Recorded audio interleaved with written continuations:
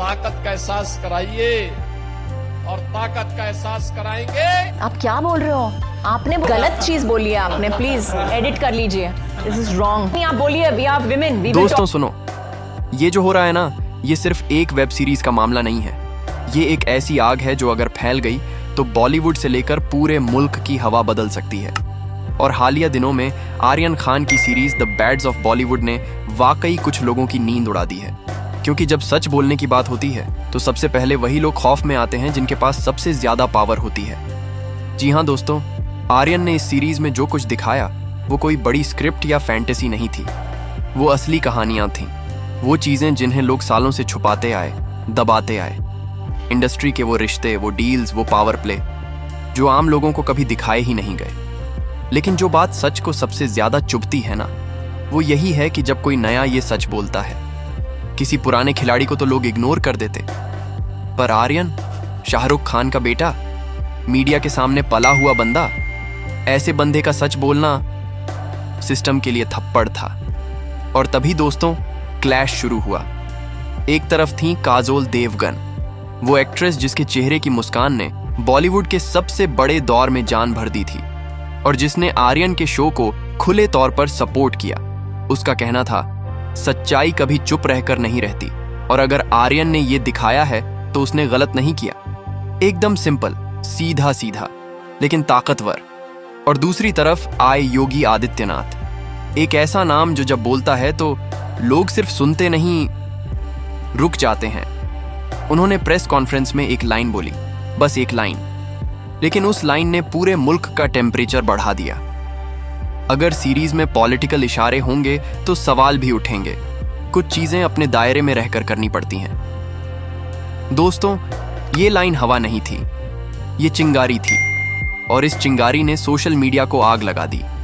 Twitter पर trend होने लगा, stop the bads of Bollywood. दूसरी तरफ trend, we stand with Aryan, रोंगटे खड़े हो जाएंगे अगर आप वो कमेंट्स पढ़ लो। ऐसा लग रहा था जैसे मुल्क दो हिस्सों में बंट गया हो। एक तरफ वो लोग जो कह रहे थे ये एंटरटेनमेंट के नाम पर एजेंडा है, और दूसरी तरफ वो जो बोल रहे थे ये सच छुपाया नहीं जा सकता।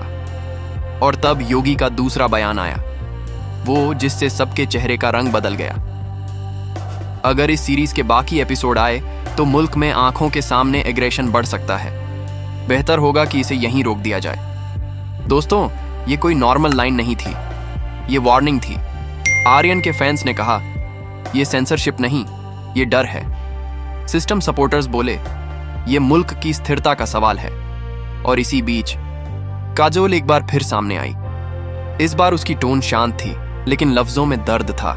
उसने कहा, आवाजें चुप कर देना मुश्किल नहीं, पर आवाजों का वापस लौटना मुश्किल होता है। आर्यन को रोकना सॉल्यूशन नहीं, समझना सॉल्यूशन है। ये लाइन दिल को लगती है यार, जैसे किसी ने ठंडी छुरी से लेकिन सीधा सीने पर लिख दिया हो। और जब सबका प्रेशर अपने पीक पर था, आर्यन खुद सामने आया।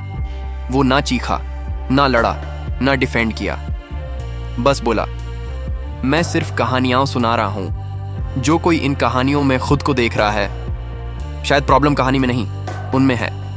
बस इतना ही। लेकिन दोस्तों, इतना ही काफी था। आर्यन की ये लाइन सोशल मीडिया पर एंथम बन गई, रील्स बनने लगी, हैशटैग फट पड़े, yo Aryan speaks truth, yo let the series continue. और दोस्तों, अब बैटलफील्ड बिल्कुल साफ है। एक तरफ सिस्टम जो कहता है कि अगर सीरीज आगे बढ़ी तो हंगामा हो जाएगा, दूसरी तरफ काजोल जो खड़ी है आर्यन के कंधे के साथ, और बीच में आर्यन जो बस कह रहा है, मैं सिर्फ सच बोल रहा हूं। अब सवाल सिंपल है, आप किसके साथ हो, सच्चाई के या उनके जो सच्चाई से डरते हैं? कमेंट में जरूर बता देना, क्योंकि ये बहस सिर्फ उनकी नहीं, ये हर उस इंसान की है जो सच बोलने से नहीं डरता।